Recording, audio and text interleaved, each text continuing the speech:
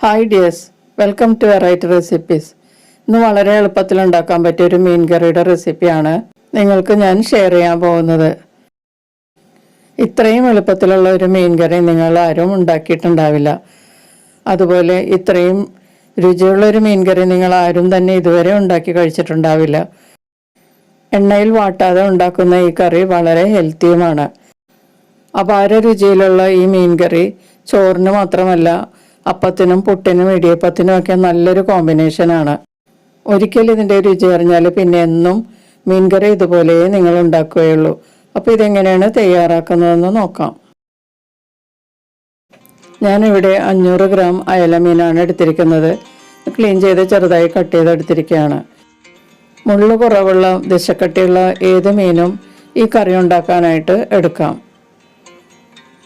അപ്പോൾ ഈ കഷ്ണങ്ങളെല്ലാം നമുക്ക് ഈ ചട്ടിയിലേക്ക് ഇട്ട് കൊടുക്കാം.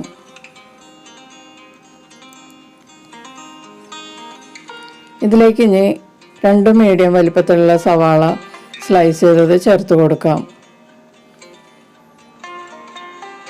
ചേരുവകളെല്ലാം ഇതിനകത്തേക്ക് ഇട്ട് കൊടുത്തിട്ടാണ് നമ്മളിത് കുക്ക് ചെയ്യുന്നത്. അതുകൊണ്ട് വളരെ എളുപ്പവുമാണ് ഉണ്ടാക്കാനായിട്ട്. കുക്കിംഗ് ടൈം വളരെ കുറവാണ്. സവാള ഇട്ടതിന് ശേഷം 4-5 വെളുത്തുള്ളി ചതച്ചതും കൂടി ചേർത്ത് കൊടുക്കാം. ഇനി ഒരു 3 കഷ്ണം ഇഞ്ചി ചതച്ചത് ചേർത്ത് കൊടുക്കാം. 1 ഇഞ്ച് നീളത്തിൽ അല്ലെങ്കിൽ 1.5 ഇഞ്ച് നീളത്തിൽ ഇഞ്ചി ചതച്ചതാണ് ഞാൻ ചേർത്തത്. എരിവിനാവശ്യമുള്ള പച്ചമുളക് വലുതായി കട്ട് ചെയ്ത് ചേർക്കുക. പിളർന്നല്ല, കട്ട് ചെയ്ത് ചേർത്താൽ മതി. പച്ചമുളക് കൂടുതൽ ചേർക്കുന്നത് കറിക്ക് നല്ല ടേസ്റ്റ് ഉണ്ടാക്കും. ഇനി മസാലപ്പൊടികൾ ചേർത്ത് കൊടുക്കാം. 1/4 ടീസ്പൂൺ മഞ്ഞൾപ്പൊടി ഞാനിപ്പോൾ ചേർത്തിട്ടുണ്ട്. ഇനി 3 ടീസ്പൂൺ മല്ലിപ്പൊടി ചേർത്ത് കൊടുക്കാം.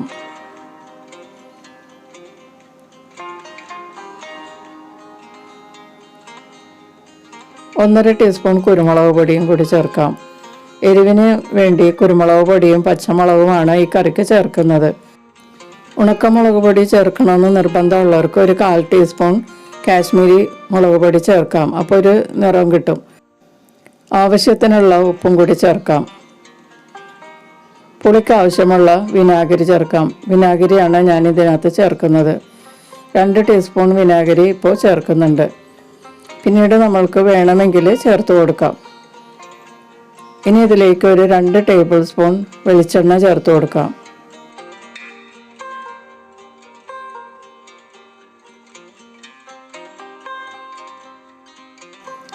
ഇതിലേക്ക് കുറച്ച് പച്ചവേപ്പില കൈകൊണ്ട് നന്നായിട്ട് ഞെരടി ഇതിനകത്തേക്ക് ചേർക്കാം. ഇനി ഇതെല്ലാം കൂടി നമുക്ക് കൈകൊണ്ടൊന്ന് മിക്സ് ചെയ്ത് കൊടുക്കാം. ചിക്കനും ബീഫൊക്കെ മിക്സ് ചെയ്യുന്നത് പോലെ പ്രഷർ കൊടുക്കരുത്. മീൻ കഷ്ണങ്ങൾ ഉടഞ്ഞു പോകാതെ കുറച്ച് മയത്തിൽ വേണം ഇത് മിക്സ് ചെയ്യാനായിട്ട്. ഈ പൊടികളും ഈ ചേർത്തിട്ടുള്ള മസാലകളെല്ലാം മീൻ കഷ്ണങ്ങളിൽ നല്ലതുപോലെ ഒന്ന് പുരട്ടിയെടുക്കാം. മീൻ കഷ്ണങ്ങൾ ഉടഞ്ഞു പോകാതിരിക്കാൻ പ്രത്യേകം ശ്രദ്ധിക്കണം കേട്ടോ.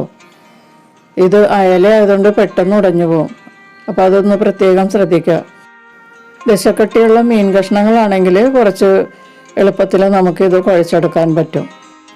ചേരുവകളെല്ലാം മീൻ കഷ്ണങ്ങളിൽ നല്ലതുപോലെ പൊതിഞ്ഞതിന് ശേഷം ഒന്ന് തട്ടിപ്പൊത്തിയൊക്കെ വെച്ച് കൊടുക്കാം.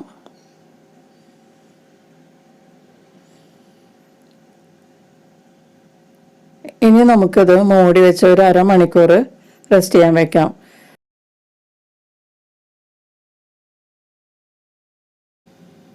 ഇപ്പോൾ മീൻ കഷ്ണങ്ങൾ മാരിനേറ്റ് ചെയ്ത് വെച്ചിട്ട് 1/2 മണിക്കൂറായിട്ടുണ്ട്. ഇനി നമുക്കിത് കുക്ക് ചെയ്യാൻ വെക്കാം. സ്റ്റൗവിലേക്ക് നമുക്ക് ഈ ചട്ടി വെച്ച് കൊടുക്കാം. ഇപ്പോൾ ചട്ടി വെച്ചിരിക്കുന്നത് ലോ ഫ്ലെയിമിലാണ് കേട്ടോ. ആദ്യമേ തന്നെ ഹൈ ഫ്ലെയിമിലിട്ട് വെച്ച് കൊടുക്കരുത്. ഇനി നമുക്കിതിലേക്ക് ഗ്രേവിക്കുള്ള തേങ്ങാപ്പാൽ ചേർത്ത് കൊടുക്കാം. 2 കപ്പ് 2-ാം പാലാണ് ഇപ്പോൾ ചേർക്കുന്നത്.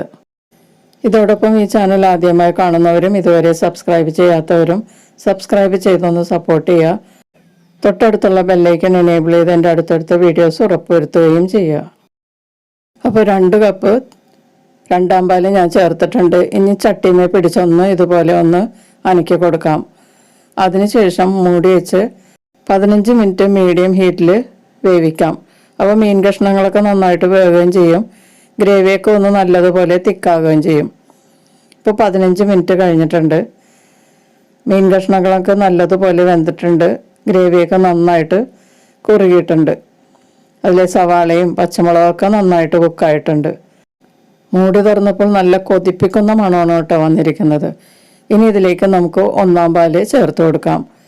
ഞാനൊരു 3/4 കപ്പ് ഒന്നാം പാലാണ് എടുത്തിരിക്കുന്നത്, അത് ചേർത്ത് കൊടുക്കാം. തേങ്ങാപ്പാൽ ചേർത്തതിന് ശേഷം ലോ ഫ്ലെയിമിലോട്ട് മാറ്റുക. എന്നിട്ട് ആ നേരിയ തീയിൽ ഇതൊന്ന് തിളക്കുന്നത് വരെ ഈ സ്പൂൺ കൊണ്ട് പതിയെ ഒന്ന് തലോടി കൊടുക്കാം. ഇടയ്ക്കൊന്ന് ചട്ടി ഒന്ന് ചുറ്റിച്ചു കൊടുക്കുകയും ചെയ്യാം.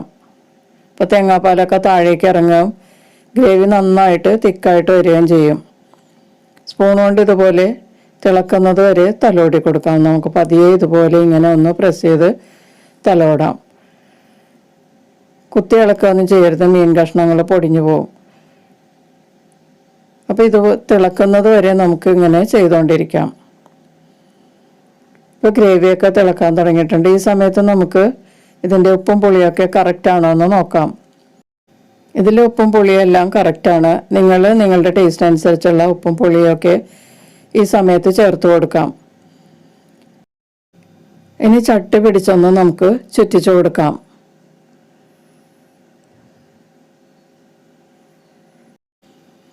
നല്ല കുറുകിയ ഗ്രേവിയാണ്. ഇനി നമുക്ക് സ്റ്റൗ ഓഫ് ചെയ്തിട്ട് ഇതിലേക്ക് കുറച്ച് പച്ചവെളിച്ചെണ്ണ ചേർത്ത് കൊടുക്കാം.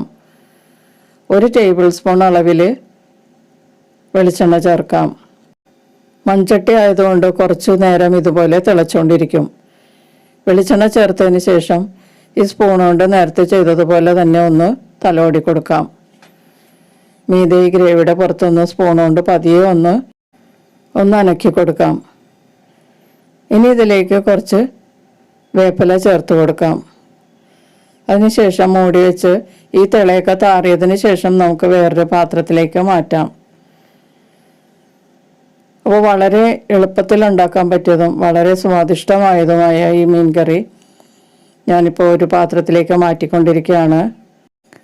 എപ്പോഴും മുളകരച്ച കറി തന്നെ കഴിക്കാതെ നമുക്ക് വല്ലപ്പോഴൊക്കെ ഇതുപോലെ വെച്ചാൽ വളരെ നല്ലതാണ്, വളരെ ടേസ്റ്റുമാണ്. ഇതൊരിക്കൽ വെച്ചാൽ പിന്നെ നിങ്ങൾ എപ്പോഴും ഇതുപോലെ തന്നെ മീൻ വെക്കുള്ളൂ. വളരെ എളുപ്പവുമാണ് ഉണ്ടാക്കാനായിട്ട്. ഇതിൻ്റെ രുചി അപാരമാണ്. അപ്പോൾ വളരെ ടേസ്റ്റായതും എളുപ്പത്തിൽ ഉണ്ടാക്കാൻ പറ്റിയതുമായ ഈ മീൻ കറി എല്ലാവരും ഒന്ന് ട്രൈ ചെയ്ത് നോക്കുക. വീഡിയോ ഇഷ്ടപ്പെട്ടാൽ ലൈക്ക് ചെയ്യും, നിങ്ങളുടെ ഫ്രണ്ട്സിനും റിലേറ്റീവ്സിനൊക്കെ ഷെയർ ചെയ്ത് കൊടുക്കുകയും ചെയ്യുക. നിങ്ങളുടെ അഭിപ്രായങ്ങളും നിർദ്ദേശങ്ങളൊക്കെ അറിയിക്കുക. നമുക്ക് വീണ്ടും മറ്റൊരു റെസിപ്പിയുമായി കാണാം. Thank you.